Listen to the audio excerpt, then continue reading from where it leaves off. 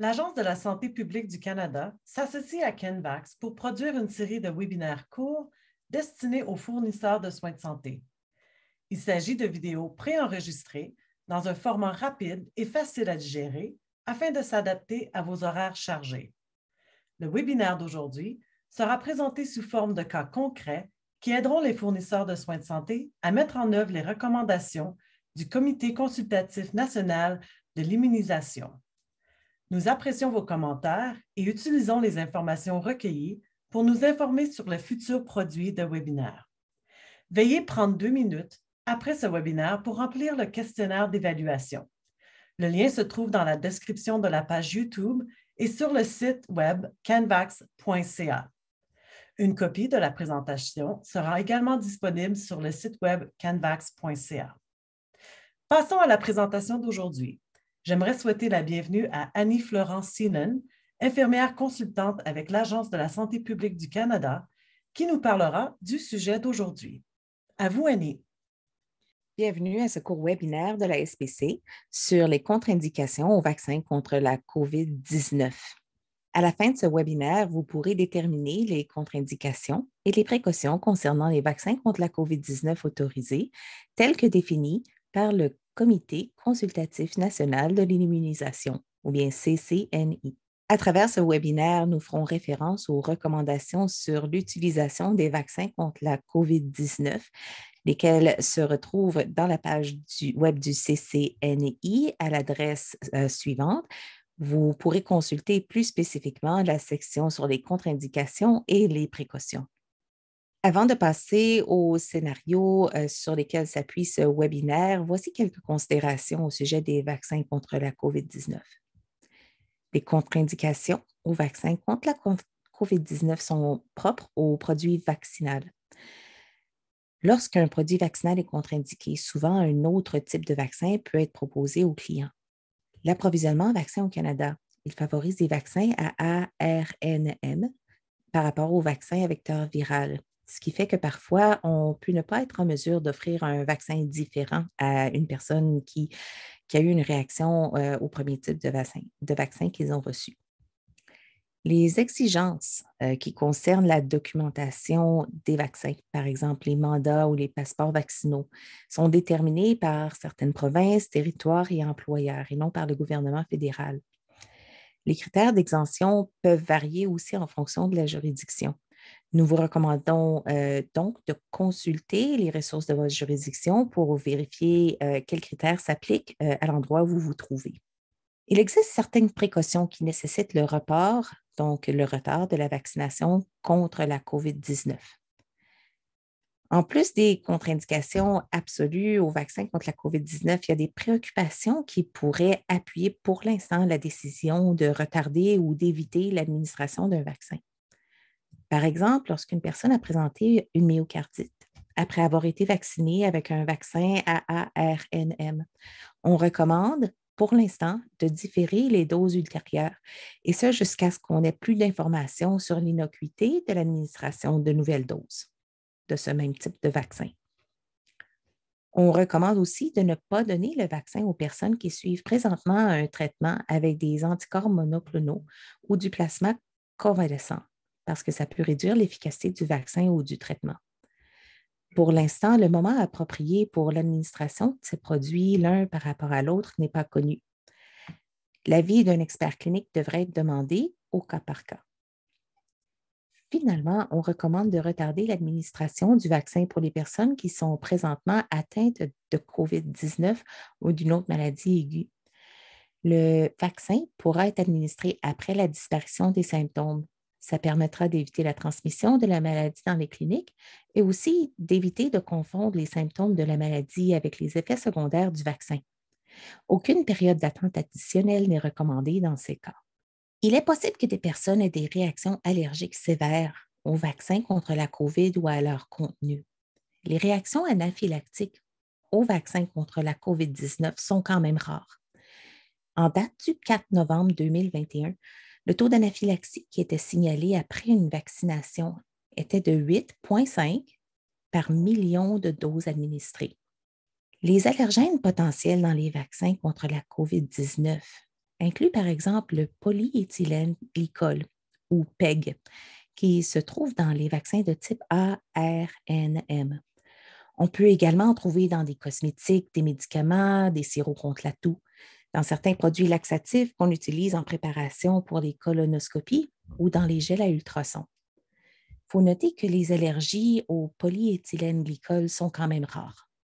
La trométamine, c'est un composant du vaccin Moderna Spikevax. On en trouve aussi dans les produits de contraste pour les imageries et dans certains médicaments oraux et parentéraux. La polysorbate 80 est présente dans les vaccins à vecteurs viraux. On en trouve aussi dans des cosmétiques, dans certaines préparations médicales, par exemple dans des comprimés, des huiles et des vitamines.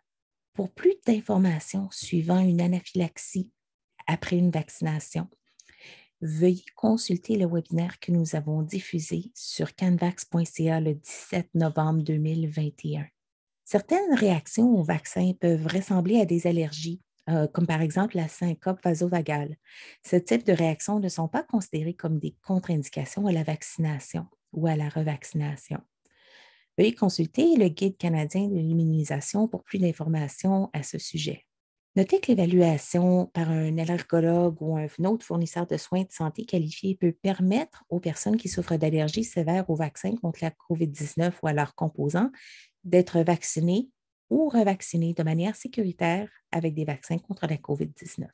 Il y a des précautions supplémentaires qui sont liées aux allergies aux vaccins contre la COVID-19 pour 3 groupes. Le premier groupe, c'est les personnes qui ont déjà eu des réactions allergiques légères ou modérées au vaccin contre la COVID-19. Le deuxième groupe, c'est les personnes souffrant d'allergies suspectées mais non prouvées à un ingrédient de vaccin contre la COVID-19, par exemple le PEG. Et finalement, les personnes souffrant d'allergies sévères à des thérapies injectables, comme par exemple d'autres vaccins.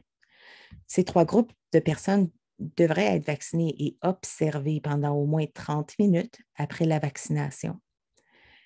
Aussi, pour le premier groupe, donc celles qui ont eu des réactions allergiques légères ou modérées au vaccin contre la COVID-19, on suggère que la consultation d'un allergologue pourrait être très justifiée.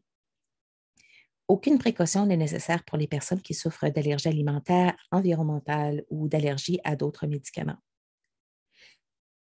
Lorsque vous faites face à des personnes qui ont des antécédents d'allergies sérieuses et graves qui pourraient en fait présenter un risque plus élevé de réaction sévère s'il y avait une autre réaction.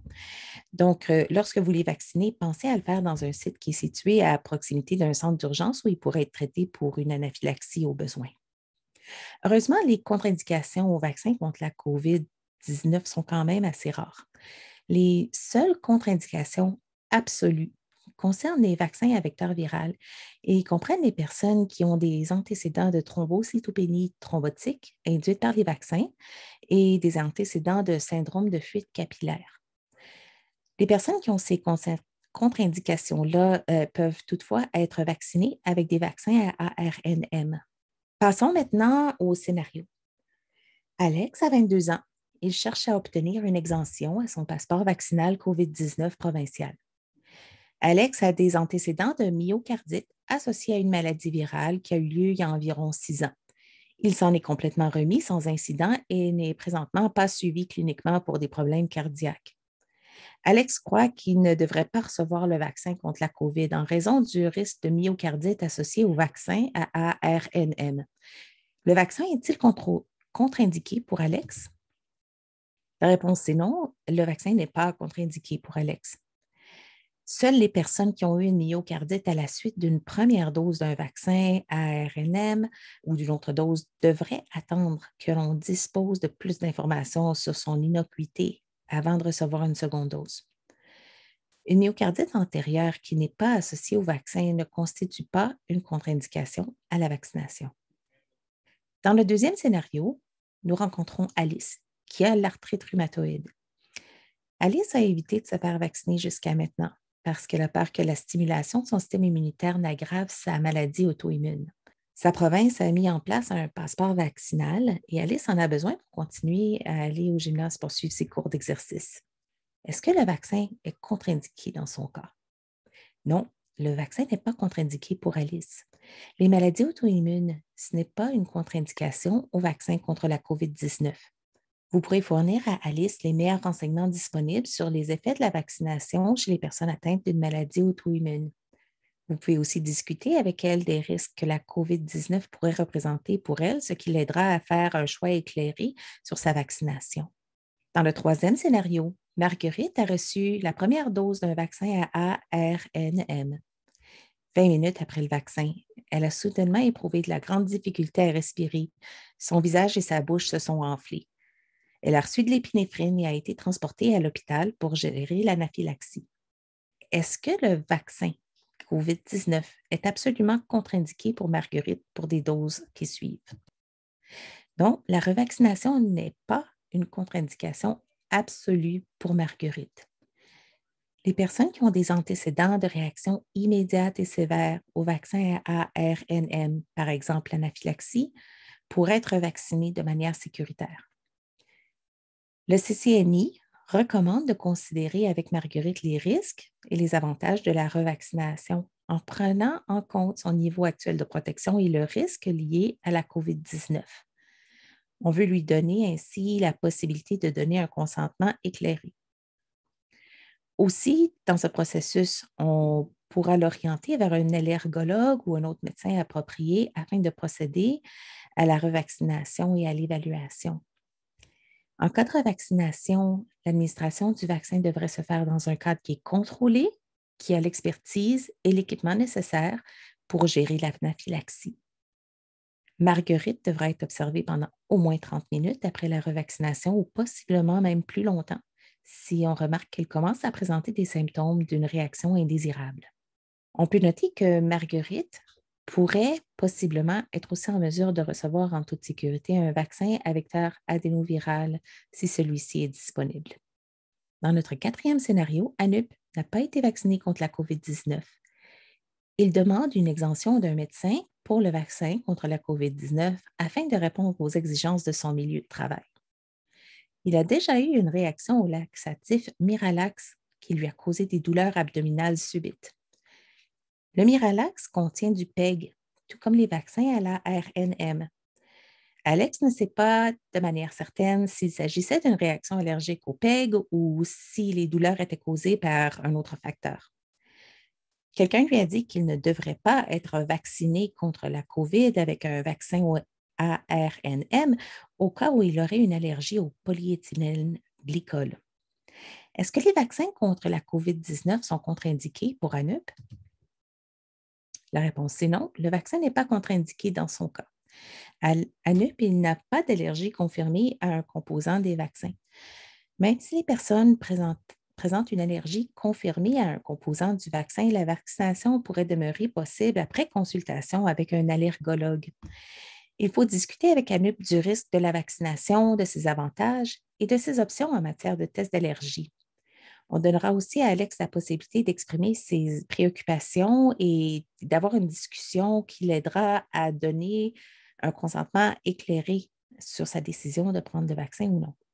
En conclusion, si vous souhaitez demeurer à jour au sujet des recommandations du CNI en matière d'immunisation, nous vous invitons à vous abonner aux mises à jour que vous recevez par courriel. Pour ce faire, vous pouvez suivre le lien qui est indiqué sur la diapo présente.